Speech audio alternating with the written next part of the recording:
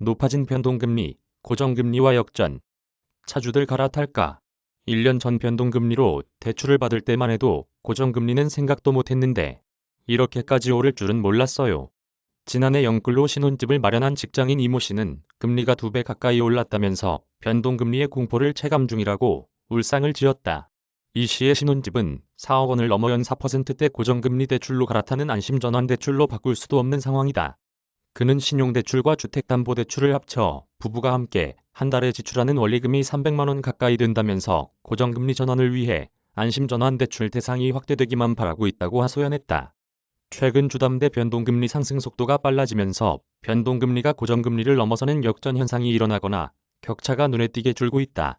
변동형을 택한 차주들이 금리 인상 충격을 고스란히 받고 있는 가운데 현재 20%에 가까운 고정금리 비중은 점차 확대될 전망이다. 25일 금융권에 따르면 신한은행의 고정형 주담대 금리는 이날 연 4.31에서 5.14%로 변동형보다 낮은 수준이다.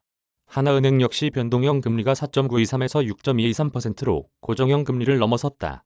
KB국민은행과 우리은행은 고정형 금리가 변동형 금리보다 높게 형성돼 있지만 격차가 크지 않은 수준이다. 금리 역전 현상이 나타난 건 고정형, 변동형 금리 산출의 기준이 되는 지표금리인 장단기 금리가 상반된 움직임을 보이고 있기 때문이다. 시중은행 관계자는 주담대 고정금리는 금융채 5년물, 변동금리는 코픽스의 영향을 받는데 장기금리가 다소 하락하고 코픽스는 크게 오르고 있다고 설명했다. 실제로 은행채 5년물 금리는 지난달 미국 연방준비제도의 자이언트 스텝 직후 4%를 넘어서며 크게 올랐지만 최근 0.5%포인트가량 하락했다. 반면 코픽스는 지난달 2.38%로 전월보다 0.4%포인트 급등하며 코픽스 발표를 시작한 2010년 이후 최대 상승폭을 기록했다. 여기에 지난 13일 한은의 빅스텝이 본격 반영되면 앞으로 변동금리 상승폭은 더 커질 전망이다. 리스크가 비용으로 금리에 반영되는 고정금리는 통상 변동금리보다 높게 형성된다. 최근까지도 변동금리가 고정금리보다 크게는 1%포인트 가까이 낮았기 때문에 대출자들 입장에서는 대출 시점의 금리가 낮은 변동금리를 선호하는 경향이 강했다. 한국은행의 지난 5월 예금은행의 가계대출 잔액 기준 변동금리 비중은 77.7%로 2014년 3월 이후 8년 2개월 만에 가장 높았다.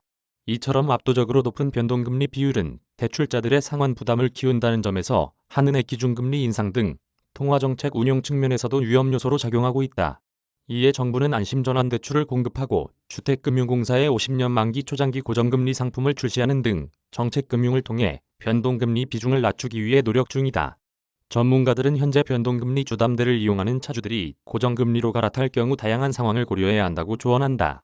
김대종 세종대 교수는 앞으로 3에서 4년 금리가 계속 올라 10%까지 육박할 수 있다고 보면 단기적으로는 고정금리가 유리하다면서도 중도 상환 수수료 등을 생각해 대출 금액과 기간을 잘 따져보고 자금 여유가 있다면 대출금을 빨리 상환하는 것도 좋다고 말했다.